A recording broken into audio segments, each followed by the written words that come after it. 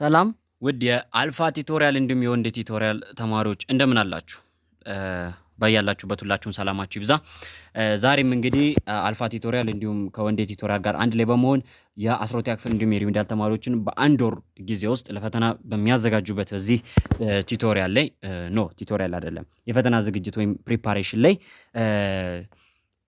ዘንድሮ ለመጀመሪያ ዓመት እንግዲህ ወይም ለመጀመሪያ ጊዜ ለሶሻል ተማሪዎች ፀሐይ ወጥቶ ወይም ቀን ወጥቶላቸው አልፋ ቲቶሪያል ከወንድ ቲቶሪያል ጋር በጋራ በመሆን በዚች አንድ ወር ስለናንተ ኤግዛሞችን ለመስራት አቅዶ እየተንቀሳቀሰ ይገኛል።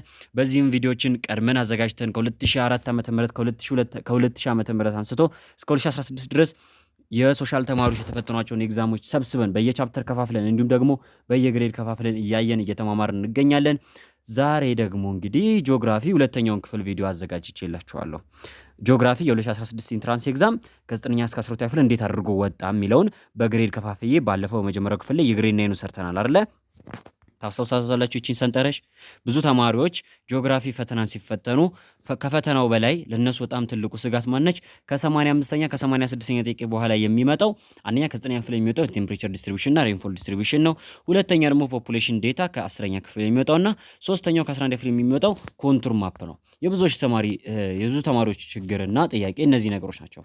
እንግዲህ በባለፈው እንዴት አድርጋችሁ ከዚህ ከክላይሜት ዴታ ላይ እንደምትሰሩ በደንብ አድርጌ አብራርቼላችኋለሁ። ያንተ ያልተረዳ ተማሪ ወይም ደግሞ እዛ ላይ በደንብ ያልገባው ተማሪ እኔ እንጃ በራሱ ይዘን ሌላ ምንም አይደለም። በራሱ ይዘን ነው ሌላ ምንም ልል አልችልም። ቢኮዝ ከዛ ውጭ ምንም አይነት ማብራሪያ ታገኙም ልትረዱ ማትችሉም። ፈተናው በዛ አይነት መልኩ ነው የሚሰራው። ዛሬ ደግሞ እንግዲህ ከ10ኛ ክፍል የሚመጣውን ከዚህ ከዲሞግራፊክ ዴታ ተሰጥቷችሁ ወይም ደግሞ የስነ ህዝብ መረጃ ተሰጥቷችሁ ከዚህ መረጃ ላይ ጥያቄ እንድትሰሩ ይደረጋል። ሰንጠረዡን እየተመለከታችሁ እና ይሄንን አሰራር ዛሬ የምናይበት ቀን ነው። ለብዙዎቻችሁ ይህን ቁጥር ማካፈል፣ መደመር፣ መቀነስ እዛች ፈተና ላይ 100 ጥያቄን በ2 ሰዓት በምትሰሩበት ሁኔታ ላይ እና ከዛ ቴንሽን ጋር በጣም አስቸጋሪ ነው። ነገር ግን ዛሬ ኢቭን ማቴማቲክስ የማትወዱ ልጆች እንኳን ማቴማቲክስ እንዴት እንደዚህ ቀላል ነው እንድትሉ አድርጌ በቀላል ማካፈልና መደመር ታች ግሬድ 4ኛ ክፍል 3ኛ ክፍል ላይ በሄዳችሁበት የሂሳብ ስሌት መሰረት እነዚህን ጥያቄዎች እንዴት አድርጋችሁ እንደምትሰሩ አሳያችኋለሁ። ብዙዎቻችሁ እርግጠኛ ታመሰግኑኛላችሁ። አሁን ሪሚዲያል ያላችሁ ተማሪዎች ደግሞ ይህን ቪዲዮ አይታችሁ ምን አለ ወንድ አምና በሰራህልን ብላችሁ ትቆጫላችሁ። እንዲሁም ደግሞ አምና ከኔ ጋር በፕራይቬት ቲቶሪያል እንዲሁም ደግሞ በፊቸሪክስ ላይ በተለያዩ ሁኔታዎች ላይ ተምራችሁ ይህንን ቴክኒክ ይህንን ወይ አሳይቻችሁ ኢንትራንስ ውጤት ግን ያላመጣችሁ ተማሪዎች ደግሞ ዳግም የምትቆጩበት ነው የሚሆነው። እንግዲህ ቢኮዝ አሳያችኋለሁ። አራቱም ጥያቄ በሚገርም ሁኔታ ነው ማሳያችሁ። 12ኛ ክፍሎች ደግሞ በጣም ታመሰግኑኛላችሁ። በጣም ትምህርት ተወስዱበታላችሁ ተስፋ አደርጋለሁ። ይህንን ቻናል ላይክ ሼር እንዲሁም ሰብስክራይብ ማድረግ እንዳይረሳ። በተለይ ፕሊስ በተቻላችሁ መጠን ለ12ኛ ክፍል ተማሪዎች ይዳረስ። ለሪሚዲያል ተማሪዎች በተለይ 12ኛ ክፍሎች ውጤታችሁን በደንብ የሚያነሳላችሁ ኮርሶች ናቸውና ፕሊስ እባካችሁ ፕሊስ እናንተ ብቻ ተጠቅማችሁበት። ታንክስ ወንዴ እናመሰግናለን አባታችሁን አምናም ብላችሁ መጻፋችሁን አይደለም የምፈልገው። በቃ እኔ አጻፉልኝ፣ አታመስግኑኝ። ለተማሪ ብቻ አድርሱልኝ። ለእኔ ትልቁ ምስጋና እሱ ነው። በቃ ተማሪ ይጠቀምበት። ፕሊስ አደራ። ወደ ቪዲዮ ልለፍ። በነገራችን ላይ ቲዮሪው ፓርት በጣም ትንሽ ነው። ያሳነስኩት ለምን እንደሆነ መሰላችሁ? አብዛኛው ፓርት ከ12ኛ ክፍል ከአዲሱ ከሪኩለም ጋር ስለሚመሳሰል ወደ 12ኛ ክፍል ሊወስጃቸዋለሁ። የ12ኛ ክፍል ነው በጣም ረጅም ነው። የሚገርማችሁ ነገር አብዛኛው ጥያቄ ወደ 12ኛ ክፍል ሊያደርገዋለሁ። ለምን የ10ኛ ክፍል ኦልድ ከሪኩለም ከግማሽ ከፊዚካል ጂኦግራፊ ወይም ከቻፕተር 2 በኋላ ያለው ከ12 ጋር ዘሴም ስለሆነ ወደ 12ኛ ክፍል ቀላቀየዋለሁ። እዚህ ቲዮሪው ላይ አጭር ቆይታ ነው የሚኖረን። ካልኩሌሽኑ ላይ ነው ታይም የምናባክ ነው። እሺ 10ኛ ክፍል ኦልድ ከሪኩለም ላይ የወጣ የመጀመሪያው ጥያቄ ይለናል which statement refers to the trends of population growth in the world ይለናል። በዓለም ላይ ያለውን የህዝብ ቁጥር እድገት በተመለከተ ትክክል የሆነው የትኛው ነው ይለናል። ይሄ ከ12ቱም ላይ አለ ቻፕተር 4 ላይ A the total number of human population was about 4 billion at the beginnings of the 1900s ይለናል። 1900ዎቹ መጀመሪያ ላይ የዓለም ህዝብ ቁጥር ወደ 4 ቢሊዮን የሚጠጋ ነበረ ይለናል። እሺ እንተው። B population growth was quite low before 5000 before Christ mainly because war and use of contraceptive ways ይለናል። ከክርስቶስ ልደት በፊት አለን የህዝብ ቁጥር እድገት መጠኑ ፖፑሌሽን ግሮዙ ሎው ነበረ። ከክርስቶስ ልደት 5100 ክፍለ ዘመን በፊት ይለናል። አዎ ሎው ነበረ፣ የህዝብ ቁጥር እድገቱ አነስተኛ ነበረ። ልክ ነው። እስከዚህ ድረስ ልክ ሄደና ከዚህ በኋላ ግን ምክንያት ሲያስቀምጥ አሳሳተው። ቢኮዝ አለና የህዝብ ቁጥሩ አነስተኛ የነበረበት ምክንያት በተለያዩ ጦርነቶች ወይም ተደጋጋሚ ጦርነቶች ይነሱ ስለነበረና ህዝቡም ኮንትራሴፕቲቭ ወይ ይጠቀም ስለነበር ወይም ደግሞ ይሄ የቤተሰብ ምጣኔ ወይም ደግሞ የወሊድ መቆጣጠሪያ መንገዶች ምላቸው ማለት ነው እነሱን ይጠቀም ስለነበረ ነው ይለናል። አይደለም ያኔ ይቅርና ከክርስቶስ ልደት በኋላ ራሱ መች ነው አሁን 21ኛው ክፍለ ዘመን አይደል ይሄ ኖሌጅ የመጣው ሲ ስንሄድ ራፒድ ፖፑሌሽን ግሮዝ ወዝ ሪከርድድ ፎር ዘ ፈርስት ታይም ዌን ሂውማንስ ስታርትድ ቱ ዶሜስቲኬትድ አኒማልስ ይለናል። ከፍተኛ የሆነ ወይም ፈጣን የሆነ የህዝብ ቁጥር እድገት እየታየ የመጣው ወይም እየተመዘገበ የመጣው የሰው ልጆች እንስሳትን ማርባት ወይም ደግሞ ዶሜስቲኬት ማድረግ ከጀመሩበት ጊዜ ጀምሮ ነው ይለናል። እስኪ እንደ አማራጭ እንይዘዋለን እንጂ አይሆንም፣ ሳቲስፋይ አያደርግም። ዲ ደግሞ ስንሄድ ፖፑሌሽን ግሮዝ ሃዝ ቢን ኮንስታንትሊ ኢንክሪዚንግ ሲንስ 5000 ቢፎር ክሪስት ቢኮዝ ኦፍ ኢኮኖሚክ ዳይቨርሲፊኬሽን ይለናል። የሰው ልጅ የህዝብ ቁጥር እድገት ከክርስቶስ ልደት በፊት ካለው 5100 ክፍለ ዘመን ላይ ለምሳሌ 2025 እንላለን አሁን በፈረንጆች ያኔ ከ5000 ብሎ የጀመረው ክፍለ ዘመን ላይ 5000 ምን ነበር ስሙ አይረን ኤጅ የምንለው ነው አይደለ? ኦር ብሮንዝ ኤጅ የምንለው ብሮንዝ ኤጅ ይቅርታ። ሶ ከብሮንዝ ኤጅ አንስቶ ወደዚህ በመጣን ቁጥር የሰው ልጅ ኢኮኖሚ ዳይቨርሲፋይድ እየሆነ በኢኮኖሚው ዳይቨርሲፊኬሽን ልክ ደግሞ የህዝብ ቁጥሩም እየጨመረ መጥቷል ይለናል። አይደለም እንዴ? ነው። ሶ ዘ አንሰር ኢዝ ዲ። የሰው ልጅ በጊዜ ሂደት ነው የህዝብ ቁጥሩም እየጨመረ እያደገ ኢኮኖሚውንም በደንብ እያሳደገ የመጣው ማለት ነው። አንዴ ፔኗን ላሳንሳት። እሺ ሶ ዲ ይሆናል ማለት ነው። ወደ 17ኛ ጥያቄ እንምጣ። 17ኛ ጥያቄ ላይ እንምጣ። which one the following physical positively influence ይለናል። ሶሪ which one the following factors positively physical factor ነው የጠየቅነው። positively influence the distributions of human population ይለናል። የህዝብ ቁጥር ስርጭትን ወይም የህዝብ ስርጭትን ህዝብ በአንድ አካባቢ ላይ ዲስትሪቢዩሽን ካሉ ሁለት ናቸው አይደለ? ስፐርስሊ እና ደንስሊ ፖፑሌትድ ማለት ነው። ሶ በአንድ አካባቢ ላይ ህዝብ በደንብ ጥቅጥቅ ብሎ እንዲኖር፣ በአንድ አካባቢ ላይ ደግሞ ህዝብ ተበታትኖ እንዲኖር የሚያደርጉ ምክንያቶች አሉ። ሁለት ናቸው እነሱም፣ ናቹራል ፋክተር አለ፣ ከዛስ ሂውማን ፋክተር አለ። ሶ ከነዚህ ፋክተሮች ውስጥ ወይም ከሰው ሰራሽ ምክንያቶች ከተፈጥሯዊ ምክንያቶች ውስጥ ፖዚቲቭ የሆኑ አሁን ሰው ሰራሹንም ተፈጥሯዊውንም ደግሞ ለየግላቸው ለምሳሌ ተፈጥሯዊውን ፊዚካልና ኔጌቲቭ ፋክተር እንለዋለን። በሰው ልጆች ላይ ጉዳት እያደረሰ ዲስትሪቢዩሽኑን አፌክት የሚያደርግ ከሆነ ኔጌቲቭ ኢምፓክት እንለዋለን ወይም ኔጌቲቭ ፋክተር እንለዋለን። ነገር ግን የሰው ልጆችን የሚስብና የፖፑሌሽን ዴንሲቲ እንዲኖር ወይም ደግሞ ደንስሊ ፖፑሌትድ እንዲሆን የሚያደርጉ ፊዚካል ፋክተሮች ምቹ የሆኑ ፊዚካል ፋክተሮችን ደግሞ ምን እንላቸዋለን? ፖዚቲቭ ኢንፍሉዌንሰር እንላቸዋለን። ሶ የሰው ልጅ የህዝብ ቁጥር ስርጭትን የሚወስኑ አዎንታዊ ወይም ፖዚቲቭ ፋክተሮችን የተባለው ለሰው ልጆች ምቾትን በመስጠት የህዝብ ቁጥር ጥግግት እንዲኖር የሚያደርጉ ፋክተሮችን የጠየቅነው። ሶ ኤክስፓንሽንስ ኦፍ ኢንዱስትሪያል ዲቨሎፕመንት ይለናል። የኢንዱስትሪ እድገት ይሄኛው ምንድን ነው? ፊዚካል ሳይሆን ሶሻል ፋክተር ነው ወይም ደግሞ ናቹራል ሂውማን ፋክተር ነው። ቢ ኦፕቲመም ቴምፕሬቸር ኤንድ ሬንፎል ይለናል። ከፍ ያለ ወይም ደግሞ ከመጠን ያለፈ ዝናብና ቴምፕሬቸር ይለናል። ኦፕቲመም የሆነ ቴምፕሬቸር ኤንድ ሬንፎል ይለናል አይደለም።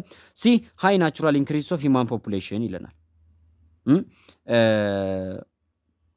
ሶሪ ኦፕቲመም ማለት መጠነኛ በቂ የሆነ ማለት ነው። እሺ የኢኮኖሚክስ ቃል ነች። ኦፕቲመም ማለት ማክሲማይዝ እንደማለት ነው። ማክሲማይዝ በቃ የሚያስፈልገን መጠነኛ የሆነ ለምሳሌ አንድ ኦርጋናይዜሽን ኦፕቲመም ፕሮዳክሽን ላይ ደረሰ ከተባላችሁ ያ ድርጅት ሊያተርፍበት የሚገባውን ወይም ደግሞ ለትርፍ የሚያበቃውን ምርት አምርቷል እንደማለት ነው። ሶ ኦፕቲመም ማለት በቂ የሆነ ማለት ነው። በቂ የሚያስፈልገንን ያህል በቂ የሆነ መጠነ ሙቀትና በቂ የሆነ ዝናብ የምናገኝበት አካባቢ። እሺ ሲ ሃይ ናቹራል ኢንክሪዝ ኦፍ ሂውማን ፖፑሌሽን። ሃይ ናቹራል ኢንክሪዝ ማለት ነው። ናቹራል ኢንክሪዝ ማለት በርዝ ሬት ማይነስ ዲዝ ሬት ማለት ነው። የወልደት መጠን ሲቀነስ የሞት መጠን። ሶ ይሄ ከፍተኛ የሆነባቸው አካባቢዎች ይሄ ምንድነው? ይሄም ሊሆን አይችልም። ፖፑሌሽን ዲስትሪቢዩሽኑ ሳይሆን የሚወስነው ይሄ ፖፑሌሽን ግሮዝ ሬቱን ነው የሚወስንልን። ዲ ሃይ ሪሊፍስ ዊዝ ቬሪ ሃይ ሂሚዲቲ ይለናል። ሃይ ሪሊፍ ማለት ነው በጣም ከፍተኛ የሆነ ቦታ ማለት ነው። በቃ ሃይር የሆነ ግራውንድ ማለት ነው። ቬሪ ሃይ ሂሚዲቲ ደግሞ ማለት ነው ከመጠን በላይ የሆነ እርጥበታማ ማለት ይሄ ማለት ላይክ እንደ ኢኳቶሪያል አካባቢ ማለት ነው። ሶ ይሄ አካባቢ ጥቅጥቅ ያለ ደን ሊበቅልበት ይችላል። ሃይ ማውንቴን ደግሞ ነው ብሎናል፣ ወይም ሃይ ሪሊፍ ነው ያለው ብሎናል። ሶ በጣም ተዳፋታማ ቦታ ይሆናል። ስለዚህ ወይ ለግብርና ምቹ አይደለ፣ ወይ ለማይኒንግ ምቹ አይደለ፣ አፈሩም ተጠርጎ ይሄዳል፣ ለጎርፍ አደጋም ተጋላጭ እንሆናለን። ስለዚህ መልሱም ሊሆናል ማለት ነው ቢ ይሆናል ማለት ነው። ቢ ይሆናል። ይሄ እንደውም ብዙ የሚያቆይም ጥያቄም አልነበረም።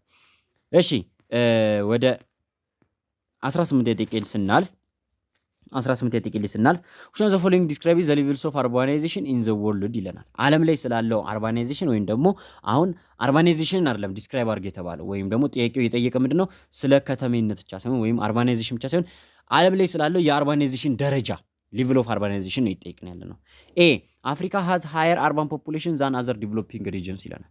ከሌሎች ታዳጊ ክልሎች ወይም ከታዳጊ ግዛቶች ይልቅ ላይክ እንደነ ላቲን አሜሪካ እንደነ ኦሺኒያ ምናምን ካሉ አካባቢዎች ይልቅ በእርግጥ ኦሺኒያ ያድጋለች። ከነሱ ይልቅ አፍሪካ የተሻለ የአርባናይዜሽን ደረጃ አላት ይለናል። ኖ አርባን ፖፑሌሽን አላት የላትም። ዲቨሎፒንግ ሪጅንስ ሃቭ ሃየር አርባን ፖፑሌሽን ዛን ዘ ወርልድስ አቨሬጅ ይለናል። ይህችን ነገር ልብ በሉ። ታዳጊ ሀገራቶች ያላቸው የአርባን ፖፑሌሽን ዓለም ላይ ካለው አርባን ፖፑሌሽን ሬት ወይም ደግሞ አቨሬጁ የታዳጊዎቹ ይበልጣል ነው የሚለን። ታዳጊዎች ላይ የሚመዘገበው አርባን ፖፑሌሽን ሬት ከዓለሙ ይበልጣል። ይቺ የ10ኛ ክፍል ኦልድ ከሪኩለም ኖት ፖይንት ላይ አስቀምጫታለሁ፣ ሾርት ኖቱ ላይ ራሱ። ሲ ጃፓን ሃዝ ዘ ሃይስት ፐርሰንቴጅ ኦፍ አርባን ፖፑሌሽን ይለናል። ጃፓን የዓለማችንን ከፍተኛውን አርባን ፖፑሌሽን ሬት ትይዛለች ይለናል። ጃፓን ወደ ሁለተኛ ወር ሶስተኛ አካባቢ ነች ያለችው። ዲ ኢሮፓ ዘ ሰከንድ ሃይስት ፐርሰንቴጅ ኦፍ አርባን ፖፑሌሽን ይለናል። ኢሮፕ የዓለማችንን ሁለተኛው የሚሆነውን አርባን ፖፑሌሽን ታስመዘግባለች ይለናል። ሶ ዲ ኢሮፓ ዘ ሰከንድ ሃይስት ፐርሰንቴጅ ኦፍ አርባን ፖፑሌሽን ይለናል። በነገራችን ላይ እንደዚህ አይነት ጥያቄ ዘንድሮም የሚመጣ ከሆነ ኮንሴፕቱ ልንገራችሁ። ያው አርባናይዜሽን እንደሆነ ታውቃላችሁ። በአርባናይዜሽን ደረጃቸው እንደ ቅርብ ጊዜው ጥናት ከሆነ ኦልሞስት በ2020 አካባቢ ይመስለኛል የወርልድ ባንክ ወይም ደግሞ ያው ዩናይትድ ኔሽን ያወጣው ጥናት ነበር እና ያው ቀዳሚው የታወቀች ነች ዩናይትድ ስቴትስ ኦፍ አሜሪካ ነች በዚህ ጉዳይ ላይ ማለት ነው። ዩናይትድ ስቴትስ ኦፍ አሜሪካ የዓለማችን ቀዳሚ አርባናይዜሽን ነች። ሶ ኖርዘርን አሜሪካ ቀዳሚ ነች ማለት ነው። ኖርዘርን አሜሪካ በኮንቲኔንት ደረጃ ስንሄድ፣ እንደ ሀገራት ከሄድን ግን ዩናይትድ ስቴትስ ኦፍ አሜሪካ አይደለች፣ ወይም ደግሞ ኖርዘርን አሜሪካ እንደ አህጉር ነው እንጂ እንደ እንትን አይደለችም። ለምን እንደ አህጉር ከሄዳችሁ ካናዳም አለች፣ ራሷ ዩናይትድ ስቴትስ ኦፍ አሜሪካ ኒውዮርክ አሉ፣ ዋሽንግተን ዲሲ አሉ፣ ከዛ ግሪንላንድም ታገኛላችሁ። እና እንደ አህጉር ስትሄዱ በቃ ሞር አርባናይዝር ናቸው።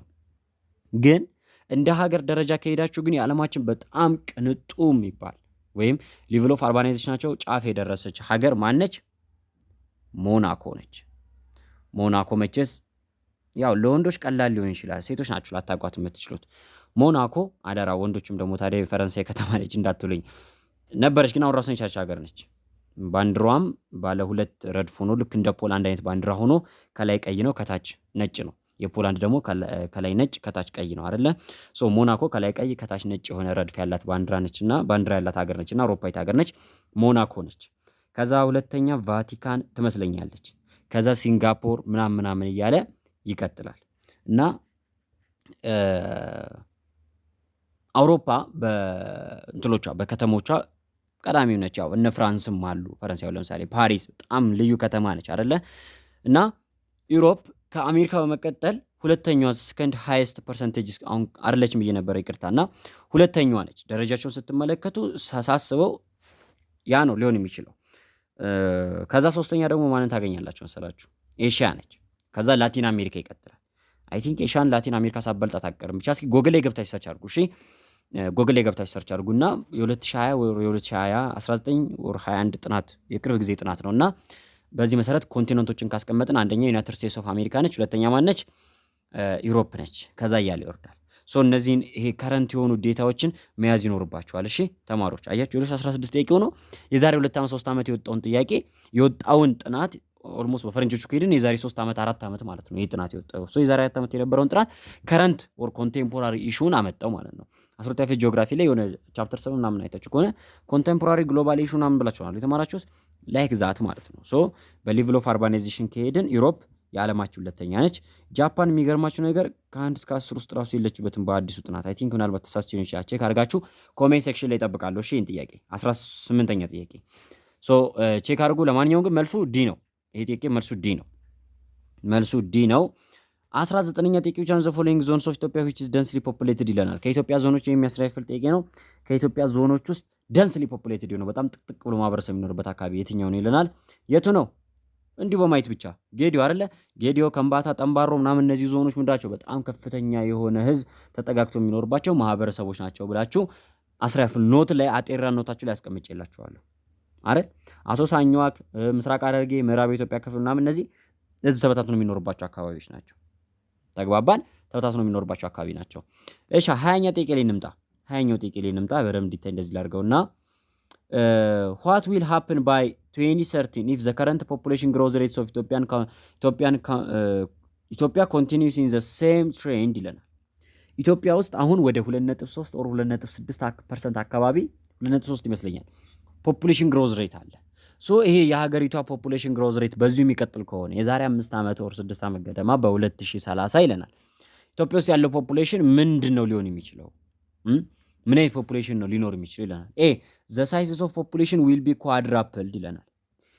ያለው ፖፑሌሽን ወይም አሁን ሀገሪቷ ያላት የህዝብ ቁጥር በሩብ ይጨምራል። ኳድራፕልድ ማለት ያው ሶሪ ለአራት ነው አይደለ? ለአራት ነው የሚሆነው አይደለ? ሶ ኳድራፕሉን ይጨምራል እንደማለት ነው። ተግባባን። ይሄ በሩብ ልትወስዱትም ትችላላችሁ ወይም በአንድ አራተኛ እንትን ልትሉትም ትችላላችሁ። ሶ ኳድራፕልድ ይሆናል ይለናል። አይደለም። ቢ the population density will remain the same ይለናል። ያለው የሀገሪቷ የህዝብ ጥግግት ፖፑሌሽን ዴንሲቲው ተመሳሳይ ሆኖ ይቀጥላል ይለናል። ኖ ይሄ በህዝብ ቁጥሩ ላይ እኮ አይወሰንም። በነገራችን ላይ ፖፑሌሽን ዴንሲቲን የሚወስነው ምንድን ነው? ፊዚካልና ሂውማን ፋክተር አለ ብለናል እንጂ ህዝቡ ጨመረ አልጨመረ ወይም ደግሞ ሬቱ ያን ያህል ኢምፓክት አይኖረውም። ምክንያቱም የፈለገ ህዝቡ ቢጨምር ቢቀንስ ፖፑሌሽን ዴንሲቲው አፌክት የሚሆነው በአካባቢው ጉዳዮች ላይና ሁኔታዎች ላይ ነው። ሲ the population will evenly distributed across the country ይለናል። ያለው የህዝብ ቁጥር በሀገሪቷ ስፋት ላይ ወይም ደግሞ በሀገሪቷ ግራውንድ ላይ ወይም በሀገሪቷ መሬት ላይ እኩል በሆነ መንገድ ኢቭን ማለት ዘሴም በሆነ ወይም ዩኒፎርም በሆነ መንገድ ማለት ነው አይደለ? ዩኒፎርምሊ ዲስትሪቢዩትድ ይሆናል ይለናል። በፍጹም የትኛውም ሀገር ላይ እንደዚህ ነገር ሊኖር አይችልም። ቢኮዝ የሆነ አይነት ክስተት አይጠፋም ፖፑሌሽን ዲስትሪቢዩሽኑን ኢቭን እንዳይሆን የሚያደርገው ማለት ነው። ዲስ ኔር ደግሞ the population will exert pressure on the available infrastructure yes ያለው የህዝብ ቁጥር እድገት በዚሁ የሚቀጥል ከሆነ የህዝብ ቁጥር እድገቱ አሁንም ስለሚጨምር የህዝብ ቁጥሩ ስለሚጨምር ከአመት ዓመት እየጨመረ ስለሚሄድ ከአመት ዓመት የሚጨምረው የህዝብ ቁጥር በሀገሪቷ ሪሶርስ ላይ በሀገሪቷ ኢንፍራስትራክቸር ወይም መሰረተ ልማት ላይ ተጽዕኖ እያሳደረ ይሄዳል። አዎ ተጽዕኖ እያሳደረ ይሄዳል ወይም የሆነ ፕሬሸር ኤግዘርት ያደርጋል ማለት ነው። ኤግዘርት ያደርጋል። ይሄ ያስማማናል። 21ኛ ጥያቄ ላይ ስንመጣ which economic system is criticized for allowing some groups to accumulate a huge wealth and play a decisive role in the economy ይለናል። play a decisive role in the economy ይሄ ደግሞ ኢኮኖሚክ ሲስተም 9ም ላይ 10ም ላይ አለ። የትኛው ኢኮኖሚክ ሲስተም ነው? some group of people ይሄ ስትሪም ላይ የምታውቁት ነገር ነው አይደል እንዴ? ምንም ማብራራት ራሱ አይጠበቅም። የተወሰነ የማህበረሰብ ክፍል ከፍተኛ የሆነ ሀብት እንዲያከማች የሚፈቅድና እነዚህ የማህበረሰብ ክፍሎች በኢኮኖሚ ውስጥ ትልቅ ሚና እንዲጫወቱ የሚያደርገው ኢኮኖሚክ ሲስተም የትኛው ነው? ፍሪ ማርኬት ኢኮኖሚክ ሲስተም ወይም ደግሞ በሌላኛው አነጋገር ካፒታሊስት ኢኮኖሚክ ሲስተም። የ9ኛ ክፍል ጥያቄም ላይ አንድ ቦታ ሰርተነዋል አይደለ? አያችሁት? አንድ ፈተና ላይ ሁለት ቦታ መጣው ማለት ነው። ከ9ም ላይ ከ10ም ላይ አድርጎ አመጣው። 22ኛ ጥያቄ the main tasks of ይለናል ወርልድ ትሬድ ኦርጋናይዜሽን የዓለም አቀፍ የንግድ ድርጅት ወርልድ ትሬድ ኦርጋናይዜሽን ታስኩ ምንድን ነው? በነገራችን ላይ እንደዚህ ጥያቄ በየአመቱ አንዳንድ ጥያቄ ይመጣል። አንዱ አመት ላይ አይኤምኤፍ ኃላፊነቱ ምንድን ነው ይላቸዋል። አንድ አመት ላይ ደግሞ ወርልድ ትሬድ ኦርጋናይዜሽን ይላል። አንድ አመት ላይ ደግሞ የሆነ ኢኮኖሚክ የሆነ ሴክተር የሆነ ያመጣና ይጠይቃቸዋል። ሶ ወርልድ ትሬድ ኦርጋናይዜሽን ስራው ምንድን ነው? ታስኩ ምንድን ነው? ኃላፊነቱ ምንድን ነው? የዓለምን ፖለቲካ ማረጋጋት ነው እንዴ? አይደለም። ለዓለም ህዝብ ሰራዊት ማደራጀት ነው? አይደለም። እሱ ዩናይትድ ኔሽን። ሶ ኢንፎርስ ሬጉሌሽን ሪሌትድ ቱ ፍሪ ትሬድ አግሪመንትስ ይለናል። ከነፃ ገበያ ጋር የተያያዙ ስምምነቶችን ያማከለ ገደቦችን፣ ደንቦችን ያወጣል፣ ሬጉሌሽን ያወጣል ይለናል። እሺ ኢት ፕሮቫይድስ ኤ ፍሬምወርክ ኦን ሃው ቱ ፕሮዲውስ ኤ ፕሮፊቴብል አይተምስ ይለናል። ኤክስፖርቴብል አይተምስ ሀገራቶች ምን አይነት ኤክስፖርት አይተሞችን ማምረት እንዳለባቸው ፍሬምወርክ ያወጣል ይለናል። አይደለም። ይህንን ምን አይነት ኤክስፖርቴብል አይተም ማምረት አለብን የሚለውን የሚወስኑት ሀገራቶች ናቸው። ምክንያቱም እነዚህ ሀገራቶች ምን ማምረት እንደሚችሉና ምን ማምረት እንዳለባቸው ራሳቸው ያውቃሉ። ተግባባን? እሱ አይመለከተውም። ኢት ፕራክቲካሊ ፕሮቴክትስ ፕሮፌሽናል ወርከርስ ራይትስ ይለናል። የፕሮፌሽናል ሰራተኞችን መብት ፕሮቴክት የሚያደርግ ድርጅት ነው ይለናል። ይህም ደግሞ ራሱን የቻለ ሌላ ኦርጋናይዜሽን አለው። ዲ ኢት ዳይሬክትሊ ፑት ሳንክሽንስ ኢን ሶቨርኒንግ ካውንትሪ ዌን ኢት ቫዮሌትስ ሎውስ ይለናል። ሉዓላዊ ዲፔንደንት የሆኑ ሀገራቶች ወይም ደግሞ ሶቨርኒን የሆኑ ካውንትሪዎች ህጎችን ሲጥሱ ሳንክሽን ወይም ደግሞ ማዕቀቦችን ይጥላል ይለናል። ያው ምን አይነት ህጎችን አሁን እዚህ ጋር ህግ ብቻ ብሎ ነው ያስቀምጠው። ህግ ከሆነማ ዩናይትድ ኔሽን እኮ ራሱ አለ። አዎ የሆነ ነገር ስታደርጉ ማዕቀብ ይጥላል ዩናይትድ ኔሽን። አይኤምኤፍ ማዕቀብ ሊጥል ይችላል። ወርልድ ባንክ ማዕቀብ ሊጥል ይችላል። ግን ስፔሲፋይ ያላደረገው ምን አይነት ህግ ሲጥሱ፣ አላማው ይሄ ድርጅት የተቋቋመበት አላማው ምንድነው? ኢንተርናሽናል የሆነ ትሬድን ኮንትሮል እና ሬጉሌት ማድረግ ነው። ሶ ዘ አንሰር ኢዝ ዋት ኤ ይሆናል ማለት ነው። ኤ ይሆናል። እሺ ተማሪዎች እንቀጥል። ወደ 23ኛ ጥያቄ እንቀጥል። ወደ 23ኛ ጥያቄ እንቀጥል። which of the following is the basic characteristics of metamorphic rock ይለናል። ቻፕተር 2 ላይ 10ኛ ቻፕተር 2 ላይ ሜታሞርፊክ ሮክን በደንብ የሚገልጸው ካራክተሪስቲክስ የትኛው ነው? ባጭሩ ልንገራችሁ። ሶስት አይነት ሮኮች አሉ አይደል? ኢንጂነስ ሮክ አለ። ኢንጂነስ ሮክ ማግማ ወይም ደግሞ የቀለጠ አለት ከመሬት ውስጥ መጥቶ ወደ ውጨኛ የመሬት ክፍል ላይ ወጥቶ ሲቀዘቅዝ የሚፈጠር የአለት አይነት ሲሆን፣ ሁለት አይነት ኢንጂነስ ሮክ አለ። አንደኛው ኢንትሩሲቭ ኢንዲጂነስ ሮክ ነው። ሁለተኛው ደግሞ ኤክስትሩሲቭ ኢንዲጂነስ ሮክ ነው። ወይም ደግሞ ማግማ ቅርፊተ መሬትን ሰንጥቆ ወጥቶ ውጭ ላይ ፈሶ ሲቀዘቅዝ ኤክስትሩሲቭ እንለዋለን፣ ውጫዊ ቅልጠት አለት እንለዋለን። ነገር ግን የላይኛውን የመሬት ክፍል ቀዶ መውጣት ሲያቅተውና ቅርፊተ መሬት ላይ ደርሶ ቅርፊተ መሬትን ሳይቀደው እዛ ውስጥ ቅርፊተ መሬት ውስጥ ብቻ ቀዝቅዞ አለት የሚሆን ከሆነ ልክ እንደ ባዞሊት፣ ላኮሊት፣ ዳይክና ሲል የምንላቸው ማለት ነው ምን ይባላል? እሱ ደግሞ ኢንትሩሲቭ ኢንዲጂነስ ሮክ ይባላል። ሌላው ደግሞ ሴዲመንተሪ ሮክ ነው። ሴዲመንተሪ ሮክ ደግሞ ዝቅጠት አለት ማለት ነው። ከስሙ እንደምትረዱት ከተለያየ አካባቢ በንፋስ በጎርፍ በምን ተወስደው አንድ አካባቢ ላይ የተከማቹ አለቶችና አፈሮች አንድ ላይ የሚፈጥሩት የአለት አይነት ነው ምን የሚባለው? ሴዲመንተሪ። ሜታሞርፊክ ሮክ ደግሞ በግለት በፕሬዠር አማካኝነት በመጠነ ሙቀት አማካኝነት ከብዙ ግለትና ከብዙ ፕሬዠር በኋላ ዝቅጠት አለቶች ወይም ደግሞ ቅርፊት አለቶች ምን ይላሉ? ቼንጅ ይሆናሉ። በፕሬዠር በሂት አማካኝነት ቼንጅ የሆኑና አዲስ አለት ይፈጥራሉ። ልውጠተ የተባለው ለዚህ ነው። ሜታሞርፊክ ወይም ልውጠተ የተባለው ለዚህ ነው። በፕሮሰስ በፕሬዠር ፕሮሰስ ነው የሚፈጠረው። ኢት ፕሮዲውስ ፍሮም ኢንጂነስ ሮክስ ስሩ ፕሬዠር ይለናል። ከኢንዲጂነስ ሮኮች በፕሬዠር አማካኝነት የሚፈጠር ነው ይለናል። አዎ ኢት ሞስትሊ ክሪትድ ዌን ላቫ ፍሪዝስ ይለናል። ላቫ ሲቀዘቅዝ የሚፈጠር ነው ይለናል። አይደለም፣ ይሄ ለኢንዲጂነስ ሮክ ራሱ መሆን አይችልም። ለምን? ላቫ አይደለም የሚቀዘቅዘው፣ ማግማ ፍሪዝ አድርጎ ላቫ ሲፈጥር ነው ኢንዲጂነስ ሮኮች የሚፈጠሩት። ኢት ኢዝ ኮምፖዝድ ኦፍ ኒውሊ ዲፖዚትድ ሶይል ፓርቲክል ይለናል። ይሄ ደግሞ ማነው? ሴዲመንተሪ ሮክ ነው። አዲስ ከተከማቸ ዲፖዚትድ የሆነ ሶይል ፓርቲክል የሚፈጥሩ አለት ሴዲመንተሪ ሮክ ነው። ዲ ኢት ፕሮዲውስድ ፍሮም ሴዲመንተሪ ሮክ ስሩ ኩሊንግ ይለናል። ሴዲመንተሪ ሮኮች ሲቀዘቅዙ የሚፈጠር የአለት አይነት ነው ይለናል። ሴዲመንተሪ ሮኮች ሲቀዘቅዙ አይደለም፣ በሂት አማካኝነት ፕሬዠር ሲያድርባቸውና ሲለወጡ ነው። ሶ ዘ አንሰር ኢዝ ዋት ኤ። እሺ ወደ አራተኛ ጥያቄ እንምጣ። which soil type is found in the areas where evaporation is high ይለናል። ኢቫፖሬሽን ወይም ደግሞ ትነት በከፍተኛ ሁኔታ የሚታይባቸው አካባቢዎች። ትነት በከፍተኛ ሁኔታ ያለው የት ነው? የት ነው? በጣም አሪፍ። የት አካባቢ ላይ ነው? በረሃማ አካባቢዎች ላይ ነው። ሶ በረሃማ አካባቢዎች ላይ እና በጣም ከፍተኛ የሆነ ትነት ኢቫፖሬሽን ያለባቸው አካባቢዎች ያለ የአፈር አይነት የትኛው ነው ይለናል። ኤ ኒቶሶልስ አይደለም፣ ቢ ሶላንቻክስ፣ ሲ ቨርቲሶልስ፣ ዲ ካምቢሶልስ። ከዚህ ጥያቄ ጋር አሪፍ ገጠመኝ አለኝ። እንደውም እኔ ራሱ ላስታውስ 12 በነበርኩበት ጊዜ ጂኦግራፊ መምህራችን የጥያቄውን ኬት እንዳመጣው አላውቅም። እንግዲህ ይሄኔ ምናልባት እንግዲህ የጥንት ጥያቄዎች ላይ ይኖር ይሆናል። እንግዲህ የሆነ ጊዜ ከ10 ክላስ ውስጥ እንደዚሁ ሁልጊዜ በየቀኑ ፈተናዎች እንደዚህ ስላችሁ ጥያቄ ይሰጠናል። እንደ ኪዩዝ በሉት እና እንደ ኪዩዝ ባይሆንም ግን በቃ የሆነ የሚታረም ጥያቄ ይሰጠናል እና ከደብተራችን ጀርባ ወደ 10 ምናምን ፊርማ ነበረኝ። በቃ በየቀኑ የምናሳርማቸው ጥያቄ 3ም ሆነ 4ም ሆነ 10ም ጥያቄ እና የሆነ ቀን ከ10 የታረመ ጥያቄ ላይ ነውና እቺ ጥያቄ ነበረች። በፍጹም አልመለስኩትም። ካምቢሶልስ አልኩኝ፣ ጥያቄው ላይ ኤክስ ተደረኩኝ። ከዛ በኋላ በቃ በረሃ ላይ ያሉትን እንትሎች በሙሉ ነበር የዘረዘርኩት። ልክ አልነበርኩም። መልሱ ሶላንቻክስ ነው። ከተሳሳትኩኝ ኮሜንት ላይ ያሳውቁኝ። ሶላንቻክስ ነው የሚባለው እና ያቺ ትውስት አለችብኝ እና 2016 ላይ ተመልሶ ሲወጣ እንደውም ገረመኝ። እና በነገራችን ላይ የ2016 ተፈታኝ ሆናችሁ የወደቃችሁ ተማሪዎች እኔ ይቅርታ አድርጉልኝና በጣም በራሱ ሲጀመር ሶሻል ሆኖ በየአመቱ የሚወርቅ ተማሪ በራሱ ሊያፈር የሚገባ ነው። በተለይ የ2016 ደግሞ በጣም ሂስትሪም ሆነ ጂኦግራፊ በጣም ቀላል ከሚባለው በላይ ቀላል።